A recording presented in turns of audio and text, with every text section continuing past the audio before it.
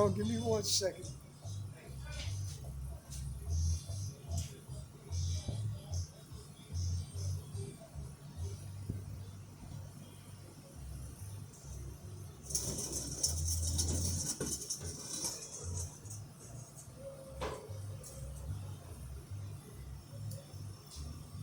All right, I'm back again with more power, more authority. Uh, for those of you who don't know me, some people call me poet, some people call me prophet. My presentation name is not for sale. It's a gift God gave this man. Can't put a price. Take all his name, back up, see, throw them away. They don't mean anything. They don't mean let's remember on this platform the characteristics of Jesus, the knowledge of the universe of God. That's the name you want you to know. Now, like I told you, I want to try to build up your spiritual insight. I don't deal in the 3D, surface stuff. People coming and talking, you know, attitudes and behaviors don't lie. If you look at people's attitude and how they see life and their behavior, they will show you who they are. When they show you who they are, believe them. Okay? So I've had all week people come up to me and tell me, they say, yo man, they said, well, you look different. And you kind of like, you're moving slower. You know what I'm saying? And when you dissect that with the right vision, what people don't understand, the older you get, you should be getting angry. You should have been through some things that that will settle you down. You should have your life orchestrated in a way that you not living in comfort. You understand what I'm saying? But that you're not putting in, you're not working harder. You're working smarter. You understand? Like I'm telling you right now, I'm on right now, 2 hour uh, lunch break. You understand? A lot of people say, "Who does that?" Yeah, well, me, because I designed my life that way. I mean, just because my life don't line up with the way the world do it, you do it. No, I plan things. I always look at the long game. And a lot of people don't understand that in life, God said He'll always provide you a way of escape. And I want to share a story with you that I got from a teacher. And this teacher was talking. He was talking about how, they had this. These people were going down through this museum, and the guy that was leading the people explaining pictures to the people. You understand what I'm saying? Uh, they got to this one picture, and on this one picture, right, was the devil playing chess with one of God's saints. Now, the devil got this smirk on his face, right? Because you look in the picture, it appears that the saint's got his head, and he's looking down like this. He's got his head looking down, and the devil is sitting there laughing. You understand what I'm saying? Well, the guy went to tell his perception about what he thought that the picture meant. And there was a guy, you understand, self-taught, not by academia, but self-taught, autodidact, just like me. And he sat there and he looked at the picture. So as the crowd kept going, the guy that was taking them down through the museum stopped and turned around and walked back to him and says, "You're not coming with us?" He said, "No." He says, "I don't need to go any further." And this guy says, you know, "Why don't you understand the picture and see there was one thing that the people missed that was on that picture.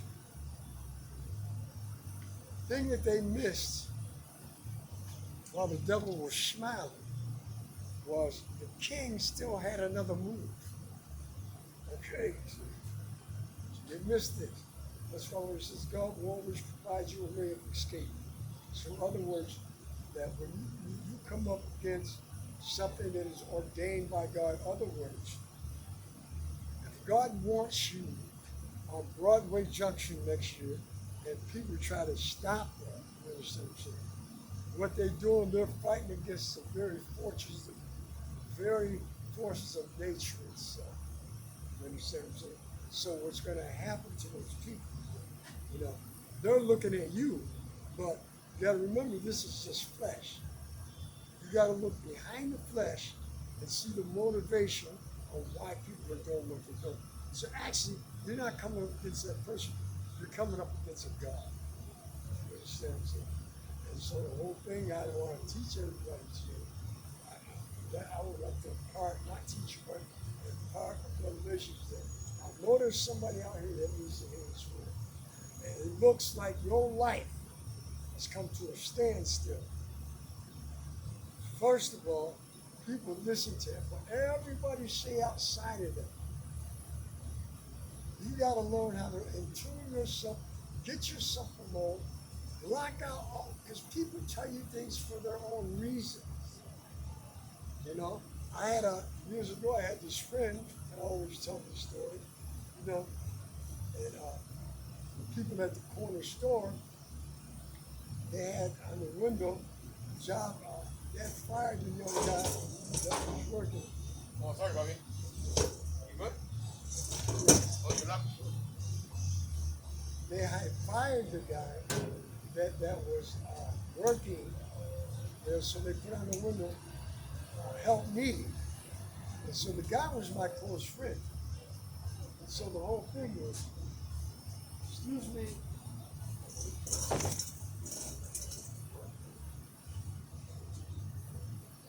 the whole thing is they had fired the guy. And so my close friend told me, he said, look, he said, I wouldn't want to go up there and ask them, you understand, for a job because they're prejudiced. So my brother came home. I don't even know if he remembers this. He came home. And he says, oh, you know, I got a job at the corner store. And what had happened, because people don't mind you doing better, but they don't want you to elevate, you know. They don't want to see your elevation. But you can't, when God, you can't curse what God bless. When God promote a man, it's not for anything that man's doing. It's his position. But the whole point is that because I listened to him, I missed out on the reason why he didn't want me to have the job, because they had caught him stealing in the store. You understand what I'm saying? So he came to me with his own motive. So people tell you what they tell you for their own motives and their own reasons. You understand? That's why we have to take things with a grain of salt when people are speaking. Because whatever they're telling you, they have a motive. I'll guarantee you that you don't see it. You understand?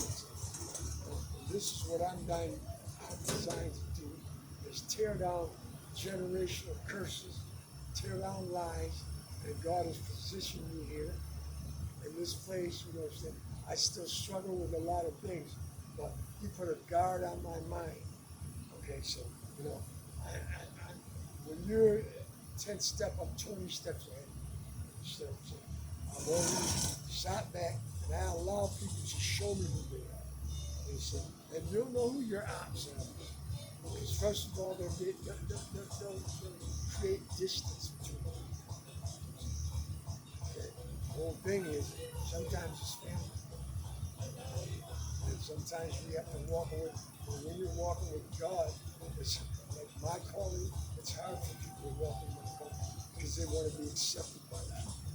You understand what I'm saying? They want this person, they want to be good. But if a person got real power, they don't have to have a whole bunch of people backing them up, backing up what they're saying. The very fact that people are backing up what they're saying tells you that you have power. Why would you try to attack something that has no power? It's like you walking up on 42nd and 8th Avenue and walking up there and telling the man on the street, look at you, you dirty dog. You ain't gonna say to that man. Because I'm not trying to criticize a man, but if it is what it is. When you walk in the right spirit, you should be looking at that person with compassion. Said you will know them by the fruit of their spirit. So this is the message that I'm giving out today. Nobody told y'all that they love you by what I give you. You understand what I'm saying? people always looking at monetary, material things.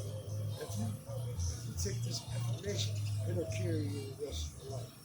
Nobody turns your luggage back to you. So let it be done.